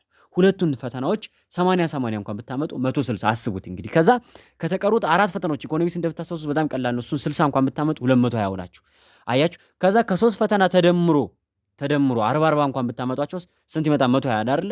300 ምናምን አመታችሁ የምታልፉት አይነት ፈተና ነበር። ግን በጣም በሚያሳዝን ሁኔታ በጣም ብዙ ተማሪ ተረፍርፎበታል። ኦልሞስት ወደ 8000 ተማሪ ነው አይደል ያለፈው። በጣም አሳፋሪ ነው። የሶሻል ተማሪ ለምን እንደሚወርቅ አይገባኝም። እኔ ቢከብዳችሁ ማትስ ነው ሊከብዳችሁ የሚችለው፣ ግን በጣም ማትስን በጣም ቀላል ኮርስ። እኔ አሁን ሂስትሪና ጂኦግራፊ ማስተምሮ በማቴሪያል እጥረት ነው እንጂ ለኔ ማቴማቲክስ በጣም የሚቀለኝ ትምህርት ነው። እድሜ ይስጠን ወደፊት ቀጣይ ዓመት ምናልባት ከተሟሉልኝ ማቴሪያሎች ወደ ማቴማቲክስ እመጣለሁ ለቀጣዩ ትውልድ እና በጣም ቀላል ትምህርት ነው ማቴማቲክስም። እንዴት ሆኖ እንትን እንደምትሉት አይ ዶንት ኖ እና ሶሻል በጣም ቀላል እኔ እንጃ የስራ ፈት ኮርስ ነው የሚባለው እኮ ለዚህ እኮ ነው ሶሻል በጣም ቀላል ነው። እና ሶሻል ገብታችሁ ወድቃችሁ በራሳችሁ ባታፍሩ በጣም ደስ ይለኛል። በጣም ወደ 25 ጥቂት እንምጣ። ዌር ኢዝ ዘ ሃይስት ሚን አኑዋል ቴምፕሬቸር ሪከርድድ ይለናል።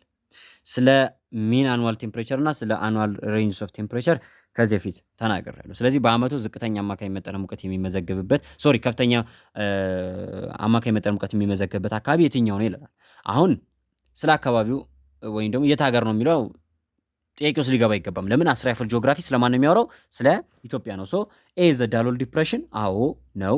ዘ ባሮ ሎላንድ ይለናል። ባሮ ምዕራብ ኢትዮጵያ አካባቢ ጋምቤላ አካባቢ ላይ ይሄም በረሃማ አካባቢ ነው። ግን ባሮ ምንድነው በጣም እርጥበታማ የሆነ በረሃማ ነው ስላችሁ ቀዝቃዛማ የሆነ በረሃ አካባቢ ነው። ቀዝቃዛ ወይንም ደግሞ ሙቀት እንኳን ቢኖረውም ግን የዳሎልን ያክል ሞቃታማ አይደለም። ቢ ሲ ኤልቀር ፕሌን ይለናል። ኤልቀር ደግሞ የቦረና አካባቢ ያለ ነው። ጊቤ ሎላንድስ ይለናል። ይህም ደግሞ ደቡብ ምስራቅ ኢትዮጵያ አካባቢ ላይ ነው። ሶ አንሰር ይሷት ኤ ነው። የአፋርን ያክል ሞቃታማ አካባቢ ኢትዮጵያ ውስጥ ይላል። እስከ 40 እስከ 45 ዲግሪ ሴንቲግሬድ የሚደርስ መጠነ ሙቀት ያለው አካባቢ ነው። 26 ጥያቄ which parts of Ethiopia is highly drought probability zone ይለናል። ድርቅ በተደጋጋሚ የሚከሰትበትና ለድርቅ በጣም ተጋላጭ የሆነ አካባቢ የትኛው ነው ይለናል። ኤ ጎጃም፣ ቢ ወለጋ፣ ሲ አፋር፣ ዲ ጉጂ ይለናል። መቼስ ብዙ ተማሪ ሩጡ አፋር እንደሚለው ተስፋ አደርጋለሁ። ኖ አፋር እኮ ኦልሞስት በረሃ ነው። ስለዚህ ለድሮት ይጋለጣል አትሉትም። ድሮት የምንለው እኮ ድርቅ ነው። ያ አካባቢ ኖርማሊ መደበኛ ህይወት ይካሄድበት የነበረ ግን የሆነ ታይም ላይ ከመሬት ተነስቶ ሰብል አልበቅል የሚልበት መሬቱ የሚደርቅበት ዝናብ የሚጠፋበት ሁኔታ ማለት ነው። እንደው እንደዚህ ችግሮች የሚከሰቱበት አካባቢ ማለት ነው። ማን ይሄም ወለጋ አይደለ? እንደውም የቅርብ ጊዜያቶች ትውስቶች አሉን አይደለ? እንዴ ዛሬ 2 ዓመት 3 ዓመት አካባቢ እንዳለ ሚዲያው ሁሉ እሱ ነበራል። ወረጋ ላይ ሁላ በሬ አለቀ፣ ቦረና ላይ ሁላ በሬ እናንተ አለቀ። እነዚህ አካባቢዎች ለድርቅ በጣም ተጋላጭ ከሆኑ ኢትዮጵያ ቦታዎች ናቸው። ድሮት የሚለው ቶፒክ ላይ ታገኙታላችሁ። 27ኛ ጥያቄ which one explains about the lowlands of ኢትዮጵያ ይለናል። ስለ ኢትዮጵያ ሎላንዶች ትክክል የሆነው የትኛው ነው? ስለ ኢትዮጵያ ዝቅተኛማ ቦታዎች they are found between 1000 up to 2000 ሜትር height ይለናል። ከ1000 እስከ 2000 ሜትር ከፍታ ባላቸው አካባቢዎች ላይ ይገኛሉ። ይሄ እንደ ኢትዮጵያ ብቻ ሳይሆን እንደ ዓለም ራስ ተወስዱ የፕላቷማ ቦታዎች መገለጫ ነው። ቢ lowlands are situated at the centers of the country የኢትዮጵያ ሎላንዶች ወይም የኢትዮጵያ ዝቅተኛማ ቦታዎች የሀገሪቷ ማዕከላዊ ቦታዎች ላይ የሚገኙ ናቸው፣ ወይም ሴንተር ሪጅኑ አካባቢ ላይ የሚገኙ ናቸው ይለናል። የኢትዮጵያ ሴንተር ማን ነው? ሸዋ አካባቢ ነው አይደለ? ሸዋ ደግሞ ሎላንድ ነው እንዴ? አይደለም፣ ሃየር ግራውንድ ነው። ሲ ተከዜ ኦኩፓይዝ ዘ ፍሎር ኦፍ ዘ ሪፍት ቫሊ ይለናል። የተከዜ ወንዝ የታላቁ አፍሪካ የምስራቅ አፍሪካን ስምጥ ሸለቆ ወይም ኢትዮጵያ ውስጥ የሚገኘውን የስምጥ ሸለቆውን ግርጌ ወይም ፍሎሩን ወይም ታችኛውን ላይኛው ጣራውን ይዞ የሚገኝ ክፍል ነው ይለናል። አይደለም፣ አዋሽ ነው። ሪፍት ቫሊ ጋር ካገናኘ ነው አዋሽ ነው። ኮባርሲንኪ ዘ ሎወስት ፕሌስስ ኢን ዘ ካውንትሪ ይለናል። የስ የኢትዮጵያ ከፍተኛው ቦታ 4620 ማን ነው? ራስ ዳሸን ነው። የኢትዮጵያ ዝቅተኛው ቦታ ደግሞ 116 ሜትር ከባህር ጠለል በታች ማን ነው? ኮባር ሲንክ ኢን አፋር ዳሎል ዲፕሬሽን ነው ማለት ነው። እንደ አፍሪካ ከሄድን ደግሞ 5800 ምናምን ማን ነው? ኪሊማንጃሮ ተራራ።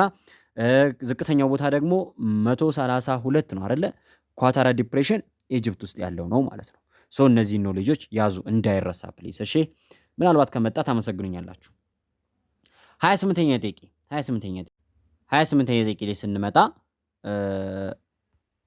ቪዲዮ ተቋርጦብኝ ነው። which one of the following is a challenge to environmental sustainability ይለናል።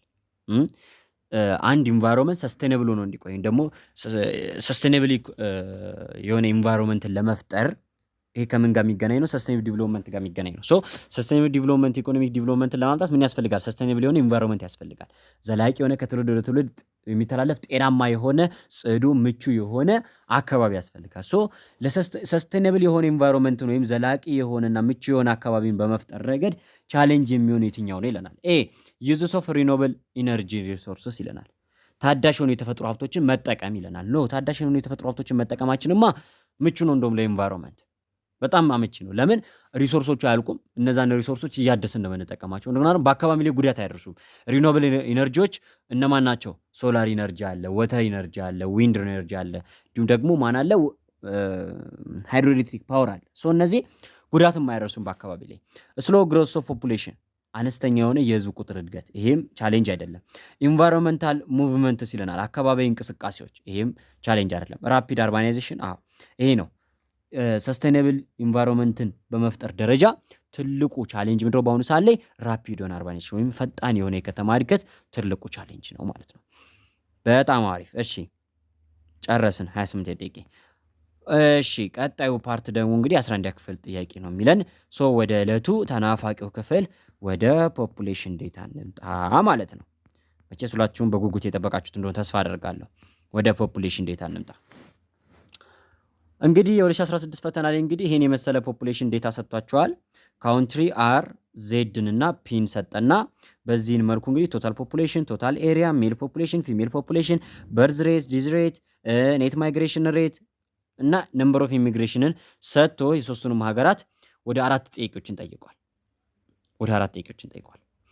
ሶ አራቱንም ጥያቄዎች ነው እንግዲህ አንድ በአንድ የምንሰራው። 91ኛ ጥያቄ ዋት ኢዝ ዘ ፖፑሌሽን ግሮዝ ሬትስ ኦፍ ካውንትሪ አር ይለናል። የካውንትሪ አር ይሄ የመጀመሪያው ካውንትሪ አር ፖፑሌሽን ግሮዝ ሬት ስንት ነው ነው የሚለን ስንት ነው። ስለዚህ የካውንትሪ አርን ፖፑሌሽን ግሮዝ ሬት ለመስራት ወደ ምን ወስዳችኋለሁ መሰላችሁ? ጋለሪ ልክፈት።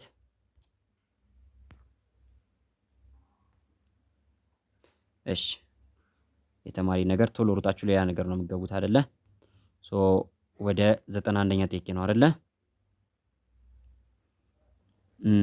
ጽሁፌ ማደናነቅ አይቻልም። እሺ አይ ስቀልዳችሁ ነው። እሺ ባትሉኝም አውቃለሁ እንደሚያምር መናገር አይጠበቅባችሁም። እሺ 91ኛ ጥያቄ እንግባ።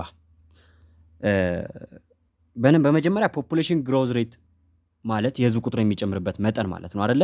ሶ ፖፑሌሽን ግሮዝ ሬትን ስትሰሩ በአጠቃላይ ያለው ሀገሪቷ ላይ የጨመረው የህዝብ ቁጥር መጠን ነው የምትሰሩ። ስለዚህ ህዝብ ሲጨምር የሚቀንሱም ፋክተሮች አሉ። ስለዚህ ሁሉንም ደምራችሁ ቀንሳችሁ የምታገኙት ውጤት ነው። ሶ ፖፑሌሽን ግሮዝ ሬት ማለት በአጭሩ ሬት ኦፍ ናቹራል ኢንክሪዝ የምንላቸው ወይም ደግሞ በርዝ ሬት ማይነስ የሆነ ደመቅ ያለ ከለር ላድርግላችሁ። እዚህ ጋር እንደምትመለከቱት በርዝ ሬት ማይነስ ዲዝ ሬት ታደርጋላችሁ። ይህም ደግሞ ሬት ኦፍ ናቹራል ኢንክሪዝ የምንላቸው ናቸው። በተፈጥሮ አማካኝነት ፖፑሌሽኑ ጨምሯል ወይስ ቀንሷል የሚለውን የሚነግረን ነው። ዲዝ ሬት ከበለጠ በተፈጥሮ ክስተት አማካኝነት ወይም ውልደትና ሞት እንግዲህ ተፈጥሯዊ ናቸው። ሶ በተፈጥሯዊ አማካኝነት ፖፑሌሽኑ ቀንሷል ነው። በርዝ ሬት ከጨመረ ግን ብዙ ጊዜ በርዝ ሬት ነው ከፍተኛ በተለይ ታዳጊ ሀገራቶች ላይ። ስለዚህ ምን ይሆናል ማለት ነው? ፖፑሌሽኑ ጨምሯል እንላለን። ኔት ማይግሬሽን ሬት የምንለው ደግሞ በስደት አማካኝነት ፖፑሌሽን ጨምሯል ወይስ ቀንሷል የሚለውን የምንሰራበት ነው። በዚህ ጊዜ ደግሞ ሁለት ነገሮች አሉ። ወደ ሀገሪቷ ውስጥ የገባ የህዝብ ቁጥር መጠን ኢሚግሬሽን እና ከሀገሪቷ የወጣ ኢማይግሬሽን አለ። ኢማይግሬሽን ከበለጠ የህዝብ ቁጥሩ ቀንሷል። ለምን? ወደ ውጭ የወጣው ስለሚበልጥ። በአይ የሚጀምረው ከበለጠ ግን ምን ብሏል ማለት ነው? ይሄ ፖፑሌሽን ብዙ ህዝብ ከውጭ ተቀብሏል፣ ስለዚህ ህዝቡ ጨምሯል ማለት ነው። ሶ እነዚህን አንድ ላይ ደምራችሁ ቀንሳችሁ የምታገኙት ውጤት ፖፑሌሽኑ በምን ያህል መጠን እንደጨመረ ይነግራችኋል ማለት ነው። ሶ ጊቭኖቻችንን እናውጣ።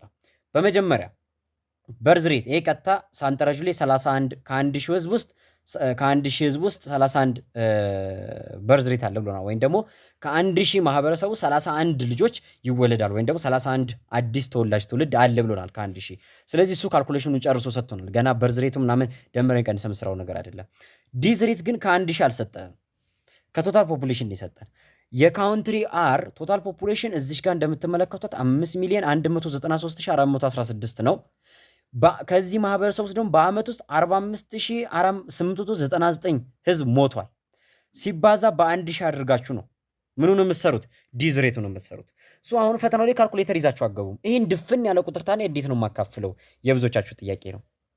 ኢን ሲምፕል ዌይ ካንስል ዘ ዲጂትስ ብዬ እዚህ ጋር አንድ ፍንጭ አስቀምጬላችኋለሁ።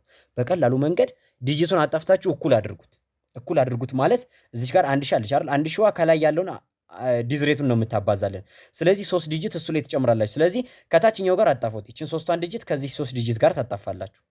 ምን ሆነላችሁ ማለት ነው? ከላይም 5 ዲጂት ከታች ደግሞ 4 ዲጂት ዲኖሚኔተር ቀረ። አሁን ማካፈል ይቀላል አይቀልም? ይቀላል። ስለዚህ 45,899 ለ5193 ታካፍላላችሁ። አሁንም ይሄን ድፍን ያለ ቁጥር እንዴት ነው እዛ ቁጭ የማካፈለው ልትሉ ይችላላችሁ። መቼስ ሁሉም ተማሪ ሂሳብ ላይ ቶፕ አይደለም። ቶፕ የሆናችሁ ተማሪዎች ራሱ ይህን ቀላል ወይ ትከተላላችሁ። ስለዚህ ምን ታደርጋላችሁ ነው 3 ዲጂት በ3 ዲጂት አጣፉ። ግን ከማጣፋታችሁ በፊት ማየት ያለባችሁ አንድ ነገር አለ። ከምታጣፉት 3 ዲጂት ውስጥ የላይኛው የታችኛው ነው የሚበልጠው። የላይኛው አይደለ 899 ይላል፣ ከታች ደግሞ 193 ይላል። 899 ለ193 ስታካፍሉት ወደ 8 ነጥብ አካባቢ ይመጣል። ለምን 800 ለ100 እንደማካፈል በሉት። ስለዚህ 0.8 ብላችሁ ታስቀምጣላችሁ። 0.8 ብላችሁ ታስቀምጣላችሁ። ተግባባን? 0.8 ይቺ የምትቀንሷት ሬት ነች። ተውተሽ 0.8 እርሱትና ይቺ 3 ዲጂት ከላይ ያለውን ከታች ያለው ጋር አጣፉ። ስንት ቀረ? 45 ሲካፈል ለ5 ቀረ። በነገራችን ላይ ካልኩሌሽን ለዚህ ብቻ አይደለም፣ ለሁሉም 2012 2015 ኤግዛሞችን ስንሰራ ደግሜ እሰራበታለሁ፣ ታዩታላችሁ። 45 ሲካፈል ለ5 ቀረ። 45 ሲካፈል ለ5 ስንት ነው? 9 ይመጣል አይደለ? 9 ሶ ከእያንዳንዱ ከ1000 ማህበረሰቦች ውስጥ በአንድ አካባቢ ከሚገኙ 1000 ማህበረሰቦች ውስጥ በዚች ሀገር ውስጥ 9 ሰው ይሞታል ማለት ነው።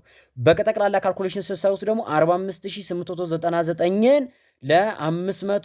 ለ5193 ታካፍሉት ደግሞ በካልኩሌተር ስትሰሩ 8.83 ይመጣል። 8.83 ይመጣል። 8.3 ብለን ደግሞ ፖፑሌሽን አንገልጽም። ስለዚህ ምንድነው የምናደርገው? በራውንዲንግ የሶስተኛ ክፍል በተማራችሁት ማጠጋጋት በተሰኘ የሂሳብ ህግ ወደ ላይኛው ቁጥር ታጠጋጋላችኋል። ለምን? ከነጥብ በኋላ ያለው 8 ከ5 በላይ ስለሆነ ወዴት ሄዳ ማለት ወደ 9 ይሄዳል። ይሄን ደግሞ የምታውቁት የሚጠጋጋው ቁጥር ወደ ላይ እንደሚጠጋጋ ደግሞ እንደምታውቁት ምን ላይ ነው? ቅድም እንዳልኳችሁ 899 ለ193 ስታስተያዩት የላይኛው ዲጂት ስለሚበልጥ በኋላ የሚመጣላችሁ ቁጥር ወደ ላይ እንደሚጠጋጋ ስለምታውቁ 9 ሲመጣላችሁ በቃ ኦልሞ 9ን ትወስዳላችሁ ማለት ነው። ተግባባን አይደለ? ሶ ዲዝ ሬቱ 9 ከ1000 አለን። ቀጣይ ማን እንሰራለን? ኔት ማይግሬሽን ሬት እንሰራለን። ኔት ማይግሬሽን ሬት ደግሞ ኢሚግሬሽን ማይነስ ኢማይግሬሽን አድርጋችሁ ነው የምትሰሩት። ነገር ግን ራሱ ሰንጠረዡ ላይ በኋላ ስንመለስ አሳይቼዋለሁ። ኔት ማይግሬሽን ሬት ቀጥታ ሰጥቶናል። የገባውን ሲቀነስ የወጣው አድርጎ ሰርቶ ራሱ ኔት ማይግሬሽን ሬት 113779 ነው ፖፑሌሽኑ ብሎናል። ስለዚህ ኔት ማይግሬሽን ሬት ነው ግን የተጠየቅነው ወይም ደግሞ ለካልኩሌሽን የሚያስፈልገን እሱ ኔት ማይግሬሽኑ ነው። ኔቱን ነው ቀናንሶ ነው ያስቀመጣልን እንጂ ሬቱን አልሰራም። ሬት ደግሞ ስንሰራ ምንጊዜም በፐርሰንት ነው የምናስቀምጠው። ስለዚህ በፐርሰንት ለማስቀመጥ ወይም ከ1000 ለማስቀመጥ 113779 ፖፑሌሽን ወደዚህ ማህበረሰብ ላይ ተጨምሯል ሲካፈል ከጠቅላላው ህዝብ ነው የምታደርጉት አይደል? አስሪያ ክፍል አጤሪራችሁ ላይ ሙሉ ፎርሙላውን አስቀምጬላችኋለሁ። ሶ ኔት ማይግሬሽን ሬት ማለት ኢሚግሬሽን ማይነስ ኢማይግሬሽን ሲካፈል ለቶታል ፖፑሌሽን ሲባዛ በ1000 ነው ብያችኋለሁ። ሶ ኢሚግሬሽን እና ኢማይግሬሽንን ቀናሶ 113779 ያስቀምጦልናል። ቶታል ፖፑሌሽን 5,193,416 አለ ሲባዛ በ1000 ታደርጋላችሁ። ሶ ቅድም ባለው በዚህ በሲምፕል ዌይ አሁንም 3ቱን ዲጂት በ3 ዲጂት ትገሉታላችሁ ለማቃለል እንዲመቻችሁ። ከዛ አሁንም 113779 ሲካፈል ለ5193 ይቀራችኋል አይደለ? ሶ አሁንም 779 ለ193 ታካፍሉታላችሁ። ከላይ ያለው ዲጂት ይበልጣል አይደል? 779 ከ193 ይበልጣል አይደል? በስንት በ7 በ8 አካባቢ ይበልጣል። ሶ ቁጥሩን ወደ ላይ ራውንድ እንደምታደርጉ አውቃችኋል ማለት ነው። ስለዚህ ቁጥር ታጣፉትና ዲጂቱን ማን ብቻ ይቀራችኋል? 113ን ለ5 ታካፍላላችሁ። 113ን ለ5 ስታካፍሉ ስንት ነው ይመጣላችሁ? 21 አካባቢ አይደለ? ሲጀመር 11 ለ5 ስታካፍሉ ስንት ይመጣል? 2 ይመጣላችኋል። 10 ይደርስና 1 ቀር ያለ 13ን ድጋሚ ለ5 ስታካፍሉ 2 አካባቢ ይደርስላችኋል። 22 መጣ ማለት ነው። 22 ነጥብ ምናምን ይመጣላችኋል። ነጥቧ ግን በታች ስለሆነች ወደ 22 ታጠጋጉታላችሁ። ይሄ ቁጥር በካልኩሌተር ተካፍሎ የሚመጣው ቁጥር 21.9 ነው የሚመጣው። ተግባባን? 21.9 ነው የሚመጣው። ይሄን ቁጥር ደግሞ 113ን ለ5 ስታካፍሉት ደግሞ 21 ነጥብ ምናምን ይመጣል። ስታጠጋጉት 22 ብላችሁ ማስቀመጥ ትችላላችሁ። ግድ ነው ፖፑሌሽን ስለሆነ በነጥብ ቁጥር አይለካም። ህዝብን 1 2 እያላችሁ እንጂ 1.1 1.2 ያላችሁ አለኩትም። ስለዚህ 21 ነጥብ ምናምን የመጣላችሁ ቁጥር ወደ 22 ታጠጋጉታላችሁ። በካልኩሌተር ስትሰሩም 20.9 ነው የመጣው። እናንተ ስትሰሩም ደግሞ ወደ 21 ነጥብ ምናምን አካባቢ ይመጣል። ስታጠጋጉት 22 አድርጋችሁ ትሰሩታላችሁ ማለት ነው። ሶስቱንም መረጃዎቻችንን አገኘን። ምን አገኘን? ይሄው እዚህ ጋር አምጥቼዋለሁ። ፖፑሌሽን ግሮዝ ሬታችንን ስንሰራ ተመልከቱ። በርዝ ሬት ይሄው ራሱ የሰጠን 31 ከ1000 አለ። ዲዝ ሬት 9 ከ1000 አለ። 9 ሰው ከ1000 ይሞታል። ሶ ኔት ናቹራል ኢንክሪዙን እናውጣ። ሬት ኦፍ ናቹራል ኢንክሪዝ የሚባለውን እናውጣ። አርኤንአይን እናውጣ። በተፈጥሮ ማህበረሰቡ ጨምሯል ቀንሷል። 31 1000ኛ ሲቀነስ 9 1000ኛ ቤዙ ዘሴም ስለሆነ 1000 እንወስድና 31 ሲቀነስ 9 22 ይሆናል። ሶ ይሄ ፖፑሌሽን ላይ ከ1000 ማህበረሰብ ውስጥ 22 ሰው ይጨመራል ማለት ነው በአመት ውስጥ። 31 ይወለዳል፣ 9 ይሞታል። ስታቀናንሱት 22 አዲስ ሰው ይጨመራል ማለት ነው። ሲደመር ሬት ኦፍ ማይግሬሽን ሬት ወይም ደግሞ በስደት ደግሞ የሚጨምረውን መጠን ስታዩት 22 ይሆናል። ስደማምሩ ስንት ይመጣል? 44 አንድ ሺኛ ይመጣል አይደለ? 44 አንድ ሺኛ ደግሞ ወደ ፐርሰንት ስቀይሩት እዚህ ጋር ምንድነው የምታደርጉት? ሲባዛ በመቶ ነው የምታደርጉት። እዚህ ጋር በቀስት አድርጌ አስቀምጬላችኋለሁ። 44 አንድ ሺኛ በመቶ ስታባዙት 44 አንድ ሺኛ በመቶ ስታባዙት 20 በ20 እዚህ ጋር ትገላላችሁ። ከዛ 44 ሲካፈል ለ10 ይቀራል 4.4% ይመጣል። ተግባባን? 4.4% ይመጣል። ይሄ ቁጥር ምርጫው ላይ አለ ወይስ የለም? አለ አለ አለ መኖርም አለበት አለ። ስለዚህ መልሳችን ምን ይሆናል ማለት ነው? ዲ ይሆናል ማለት ነው። ዲ ይሆናል 4.4%። የአምና የ2016 ተፈታኝ የነበራችሁ ተማሪዎች ዘንድሮ ሪሚዲያል ሆናችሁ እርግጠኛ ነኝ በዚህ ያለ መስራታችሁ እንዴት እንደምትቆጩ 100% ሹር። ቢኮዝ አምና እንግዲህ መቼስ እኔ ፊዚክስ ላይ የ2015ንም 2014ንም ኤግዛም ተሰራላችሁ አሳይቻችኋለሁ። በዚህ ወይ ነበር የሰራሁት። ፕራይቬት ቲዩቶሪያል የምትማሩ ተማሪዎች በዚህ ወይ ስሩ ብዬ አሳይቻችሁ ነበር። ሶ አሁን የተጠቀማችሁበት ታመሰግኑኛላችሁ። ኦልሞስት አመስግነውኝ አልፏል። እነሱም ፍሬሽማን እየተማሩ ነው። ሪሚዲያል ተማሪዎች ግን እንዴት እንደምትቆጩ 100% አይ አም ሹር። እሺ አሁን እሱን ተውና ወደ ቀጣዩ ጥያቄ እንለፍ። ወደ 92ኛ ጥያቄ ደግሞ እንለፍ። አሁንም እሱን በዚህ ወይ እንሰራለን በቀላል ወይ። ዋት ኢዝ ዘ ሴክስ ሬሾ ኢን ዘ ካውንትሪ አር ይለናል። ካውንትሪ አር ላይ ያለው ሴክስ ሬሾ ሜል እና ፊሜል ፖፑሌሽን ተሰጥቶናል። ስለዚህ አሁንም ቀጥታ ወደ ጋለሪ ልመለስና ላሳያችሁ። 92ኛ ጥያቄ ነው አይደለ? በጣም አሪፍ 92ኛ ጥያቄ የለኛውን። እሺ 93ን እንተውና የለኛውን ጥያቄ ዘ ሴክስ ሬሾ ፎር አር ይለናል። እቺ ደግሞ አጭር ካልኩሌሽን አያችሁት። ያን ቁጥር እንዴት በአጭር ካልኩሌሽን እንደምትሰሩት እንግዲህ እያሳያችሁ ነው። ሴክስ ሬሾ ማለት ምን ማለት ነው ስትማሩ አስራፊት ጂኦግራፊ ኖቱ ላይ ራሱ አስቀምጬላችኋል ፎርሙላውን። ሜል ሬሾ ሜል ፖፑሌሽን ኦቨር ፊሜል ፖፑሌሽን ሲባዛ በ100 ነው አይደል የምታደርጉት። ወይ ደግሞ መገልበጥም ትችላላችሁ፣ እንደሚሰጣችሁ ጥያቄ ይወሰናል። በፊሜልን አስቀድማችሁ ወይም ፊሜል ኦቨር ሜል አድርጉም ከተባላችሁ መገልበጥ ነው።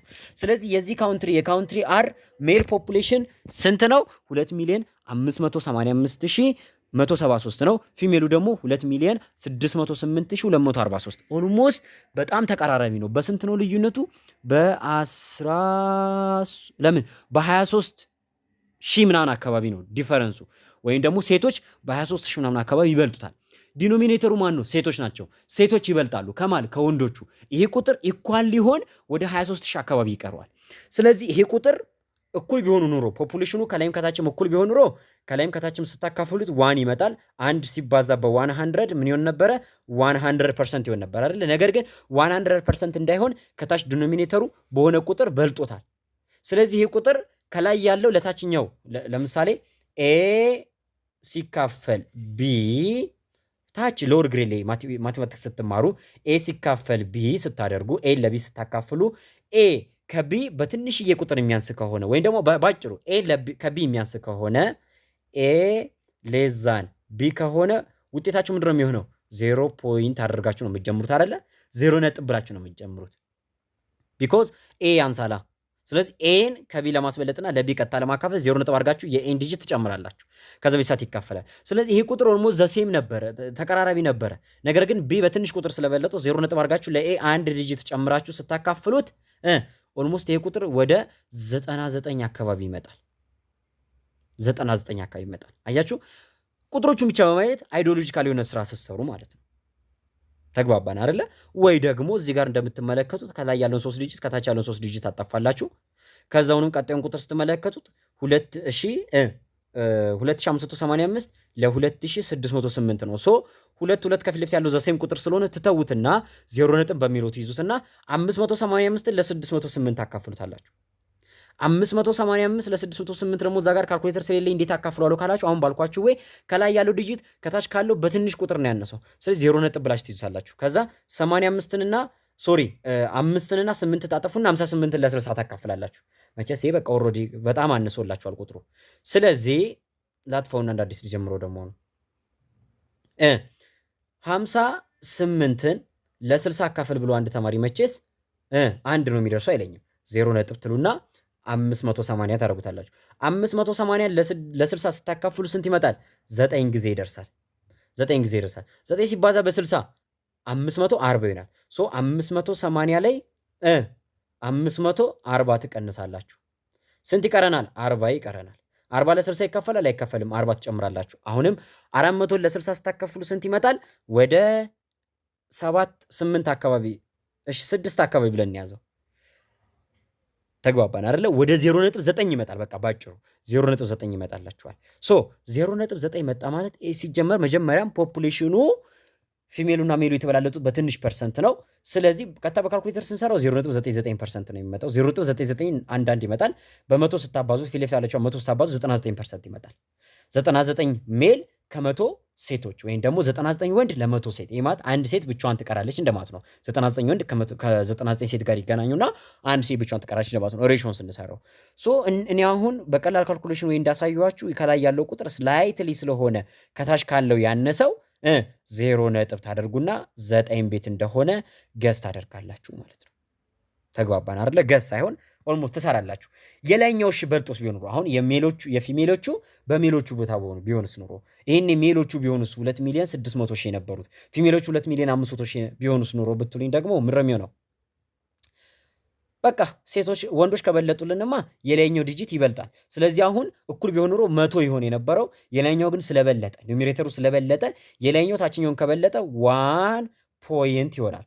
1.01 አካባቢ ስለሚሆን ይህም በመቶ ስታባዙት 101 ወንድ ሲካፈል ለ100 ሴት ይሆን ነበረ ማለት ነው። በደንብ የገባው ተማሪ እኔ እንጃ ያመሰግነኛል። ይሄ ነው። ስለዚህ መልሳችን ምድሮ 99% በዚህ ሰዓት ወንዶቹ ስላነሱ 99 ለመቶ ሴት ይሆናል ማለት ነው። 99 ለመቶ ሴት ይሆናል። ዛንሰር ኢዝ ኤ። ሶስተኛ 93 ጥያቄ ዋት ኢዝ ዘ ክሩድ ዲዝ ሬትስ ኦፍ ፖፑሌሽን ፒ ይለናል። ካውንትሪ ፒ። አሁን ካውንትሪ ፒ ላይ እንሄድና ክሩድ ዲዝ ሬቱን ነው የምንሰራው። ይችም ደግሞ ቀላል ካልኩሌሽን ነች። የሞት መጠን ውስጥ እዛች ሀገር ላይ ያለውን የሞት መጠን ነው የምንሰራው። እዛች ሀገር ላይ ያለውን የሞት መጠን ለመስራት ምሮ የምናደርገው ተማሪዎች የሀገሪቷን የሞት መጠን ቀጥታ ለምኑ ነው የምናካፍለው? ይኸውልሽ ጋር ምሮ የምናውጣው መጀመሪያ ጊቭናችንን እናውጣ። የካውንትሪ ፒ ቶታል ዲዝ ስንት ነው? 1 ሚሊዮን 23311 በአመት ውስጥ 1 ሚሊዮን 23311 ሰዎች ይሞታሉ። በሀገሪቱ ውስጥ ያለው ጠቅላላ ፖፑሌሽን ስንት ነው? ወይም ጠቅላላ 83 ሚሊዮን 196078 ህዝብ አላት። ስለዚህ በሀገሪቱ ውስጥ ያለው ጠቅላላ ሞት ሲካፈል ለጠቅላላው ህዝብ ሲባዛ በ1000 አድርገን ነው ክሩድ ዲዝ ሬትን የምንፈልገው ማለት ነው አይደለ? አስር ያክፍል አጤራ ኖታችሁ ላይ እንደዛ አድርጌ ነው አይደል ያስቀመጥኩት? አዎ አልዋሸሁም፣ እንደዛ ነው ያስቀመጥኩት። ተመልሳችሁ ተመልከቱ። ክሩድ ዲዝ ሬቱን ስንሰራ በፎርሙላው መሰረት እናስገባለን። አጠቃላይ ያለው ሞት ስንት ነው? 1 ሚሊዮን 23311 ሲካፈል ለ83 ሚሊዮን 196078 እናደርጋለን ሲባዛ በ1000 እንደለመድነው 3 ዲጂት በ3 ዲጂት እናጠፋ። ይኸው 3 ዲጂት በ3 ዲጂት አጠፋችሁ። እቺኛዋን ዲጂት ደግሞ በዚህ ዲጂት ታጠፋላችሁ። ስለዚህ ማን ቀረ?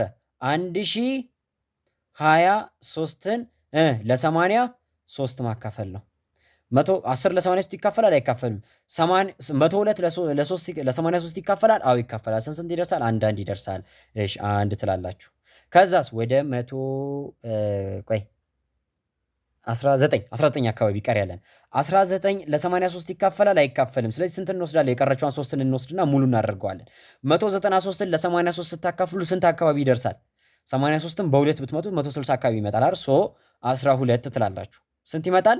160 አካባቢ 160 ከ193 ምናምን ስቀንሱት ኦልሞስት ወደ 30 ምናምን አካባቢ ይመጣል። 30 ለ80 ይካፈላል አይካፈልም? ስለዚህ 12 ነጥብ ታደርጉና 300 ምናምን አካባቢ ታደርጉታላችሁ። 300ን ደግሞ ለ8 ስታካፍሉት 3 አካባቢ ይደርሳል። ለ83 ስታካፍሉ 3 አካባቢ ይደርሳል። ስለዚህ 12.3 ነው ሲጠጋጋ የሚመጣው። ይሄው እዚህ ጋር በካልኩሌተር ስሰራው እኔ 12.29 ነው የመጣው። 29 ማለት 12.3 እንደማለት ነው።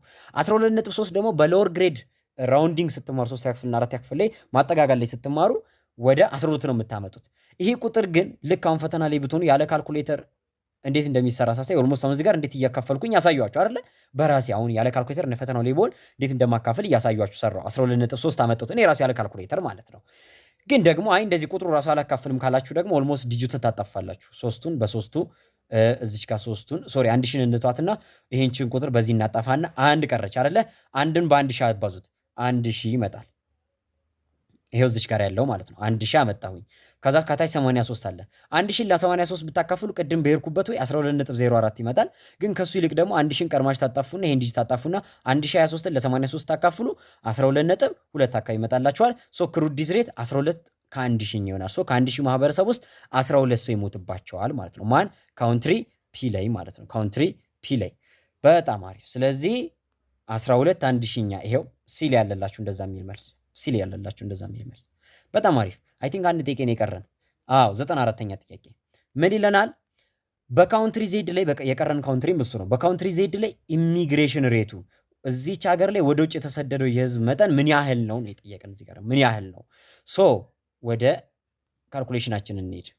እዚች ሀገር ላይ ምን ያህል ህዝብ ወደ ውጭ ተሰዷል የሚለውን ለማወቅ መጀመሪያ ፖፑሌሽን ዴታ ያስፈልጋል። 94ኛ ጥያቄ። በጣም አሪፍ ላዙሮ።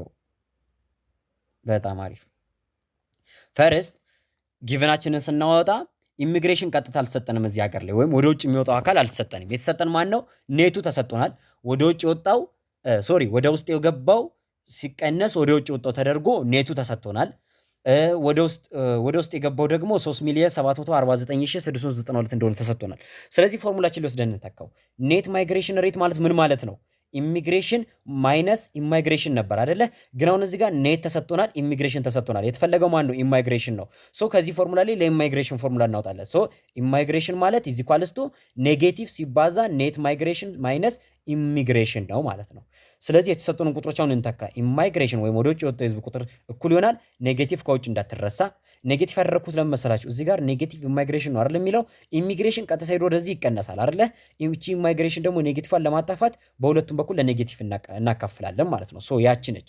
ስለዚህ ኢማይግሬሽን ኢዝ ኢኳልስ ቱ 1,639,771 ይሄ ኔቱ ነው፣ ሲቀነስ 3,749,692 ይሄ ደግሞ ኢሚግሬሽኑ ወደ ውስጥ የገባው ነው። ይሄን ቁጥር መቼስ መደመርና መቀነስ እኔ ካልኩሌተር ባይሰጠው የ12ኛ ክፍል ተማሪ ይከብዷል ብዬ አላስብም አይደል እንዴ? አለበለዚያ ተመልሰ 3ኛ ክፍል ተመለስ። ይሄን ቁጥር መደመርና መቀነስ ካቃተህ በራስህ እፈር። ሶ ስታቀናንሱ ኔጌቲቭ 2,109,921 ይመጣል። ከውጭ ኔጌቲቭ ስላለች ያባዛውና ፖዘቲቭ ያደርገዋል። ግድ ነው፣ ፖፑሌሽን ፖዘቲቭ መምጣት አለበት። ካልኩሌሽኑ የሚሰጠን ፖዘቲቭ እንደሚመጣ ነው። ሶ ኢሚግሬሽን ስንት መጣ ማለት ነው? ወደ ውጭ የተሰደደው ቁጥር 2,109,921 ማህበረሰብ ወደ ውጭ ወጥቷል ማለት ነው። ወደ ውስጥ ከገባው አንጻር ትንሽ ነው። ሶ ይሄ ማህበረሰብ ላይ የተጨመረው ይበልጣል ማለት ነው። ለዛ ነው ፖፑሌሽን ግሮዝ ሬት ስትሰሩ ፖዚቲቭ አድርጋችሁ የምትሰሩት። አሁን በዚህ በፖፑሌሽን በካውንትሪ ዜድ ላይ ፖፑሌሽን ግሮዝ ሬት ስሩ ብትባሉ ማለት ነው። ሶ ወደ ውጭ ወጣው ይሄን ያህል ነው። ግን አሁን ወደ ውጭ ወጣው ህዝብ ምን ያህል ነው አይደለም የተባልነው፣ በሬት ነው የተጠየቅነው። በፐርሰንት ስሩ ከተባለ ደግሞ ወይም ሬት ከተጠየቃችሁ ግድ ነው ኢሚግሬሽን ዘነምበር ኦፍ ኢሚግሬሽኑን ይኸው ምን ያህል ህዝብ በቁጥር እንደተሰደደ አውጥቼላችኋለሁ። ቢስታ ቢስቲዋ ሳትቀር 2,109,921 ብዬ ቁጭ አድርጌላችኋለሁ፣ አንዷ ሳትቀር ማለት ነው። በሬት ከተጠየቅን ደግሞ ወደ ውጭ የተሰደደው የህዝብ ቁጥር እያንዳንዱ የህዝብ ቁጥር ሲካፈል ለአጠቃላይ ሀገሪቷ ላይ ላለው ህዝብ ቁጥር ሲባዛ 1000 ነው የምናደርገው። ወደ ውጭ የተሰደደው ምን ያህል ነው? 2,109,921 ነው። ሀገሪቷ ህዝብ ቁጥር ፖፑሌሽን ዜድ ላይ ያለው ስንት ነው? ጊቭን ላይ ታዩታላችሁ። 10,415,811 ነው። ሲባዛ በ1000 እናደርጋለን ማለት ነው። እንደለመድነው እናጠፋ ዲጂት 3 ዲጂት በ3 ዲጂት 3 ዲጂት በ3 ዲጂት ማንቀረ 2 ሲባዛ በ1000 ይሄው እዚህ ጋር 2000 አለ፣ ሲካፈል ከታች 10 አለ። ይህን ቁጥር ኖርማሊ በካልኩሌተር በ1000 አባዝቼ ለዚህ ቁጥር ሳካፍለው 202.59 ነው የመጣው። እስኪ በእኛ ካልኩሌሽን ደግሞ እንስራው። 202.59 ማለት ደግሞ ይሄ በፐርሰንት አልተቀመጠም። ስለዚህ በፐርሰንት እንዲቀመጥ ቀጥታ እዚህ ጋር 1000 ስላለ 1000ን ወደ ፐርሰንት ለመቀየር በመቶ እናካፍለዋለን። ስለዚህ 10 ትቀራለች። ሶ ይሄን ለ10 እናካፍለዋለን። ይሄን ቁጥር ለ10 ስናካፍለው 20.2% ይመጣል። ሶሪ 20.5 ይቅርታ፣ እሺ 20.5 ነው። ኖ አዎ 20.25% ነው የሚመጣው። ልክ ነኝ። እሺ ምኑኝ እንደዞረብኝ አላውቅም። 20.2% ሆነች። ለምን እቺ 202 ምትሯ 2 ወደ ነጥብ ስለምትገባ 20.2 ማለት ደግሞ ከነጥብ በኋላ 2 ከ5 በታች ስለሆነ ወደ 0 ይጠጋጋል። ሶ 20% እንደማለት ነው። እዚህ ጋር ደግሞ ስትሄዱ 2000 2 ሲባዛ በ1000 2000 ሲካፈል ለ10 ታደርጋላችሁ። በቀላል ካልኩሌሽን 1 0 በ1 0 ይጣፋል። 200 ለ1 ስታካፍሉ ሶሪ ወይም ደግሞ ይሄ ማለት ይቅርታ፣ እንደዚሁ ሳይሆን ይቅርታ፣ እሺ ይሄ ይቅርታ 1 0 ፐርሰንት ነው አይደለ? ለምን እንደው በመቶ ያላከፈልኩት? ኦኬ ልክ ነው 1000 ማለት ራሱ ፐርሰንቱ ስለሆነ ለ10 ስታካፍሉት ይሄው ይሄ ይመጣል። ስለዚህ 20% ይመጣልናል ማለት ነው። 20% ይመጣልናል። የ2000 ለ2000 ለ10 ስናካፍለው 20% ይመጣልናል። ስለዚህ ጥያቄያችን ላይ ምን መኖር አለበት? 20% መኖር አለበት። ምንድነች ነገር ደረቀች። ስልኬ ስታክ አደረገ። እሺ ለማንኛውም ምርጫችን ላይ 20% አይ ቲንክ ሲ ላይ ነው መሰለኝ ያለው። መልሳችን ምን ይሆናል ማለት ነው? 20% ይሆናል ማለት ነው። እሺ ተማሪዎች ለዛሬ የነበረን ቆይታ እንግዲህ ይህን ይመስላል። በጣም እንደተደሰታችሁበት ተስፋ አደርጋለሁ። የአልፋ ቲቶሪያል እንግዲህ ለሌሎች ተማሪዎች እንዲዳረስ ላይክ፣ ሼር እንዲሁም ሰብስክራይብ ማድረግ እንዳይረሳ። በተቻላችሁ መጠን ወንዴ ቲቶሪያልንም አትርሱት። በተቻላችሁ መጠን ፕሊስ ባለውለታችሁ ነው ወንዴ ቲቶሪያል። ይህን ያህል መስዋዕትነት የምንከፍለውም ለእናንተ ነውና ወንዴ ቲቶሪያልን እንዲሁም አልፋ ቲቶሪያልን ላይክ፣ ሼር፣ ሰብስክራይብ ማድረግ እንዳይረሳ። አብራችሁን ከጎናችን ቁሙ። ለመላው የሶሻል ተማሪዎች የሪሚዲያልም የ12ኛ ክፍል ተማሪዎችም እንዲዳረስ ከጎናችን አብራችሁ ሁኑ። ለነበረን ጊዜ ሁሉ ከልብ እናመሰግናለን። በቀጣይ በሌላ ቪዲዮ እስከምንገናኝ መልካም ጊዜ በያላችሁበት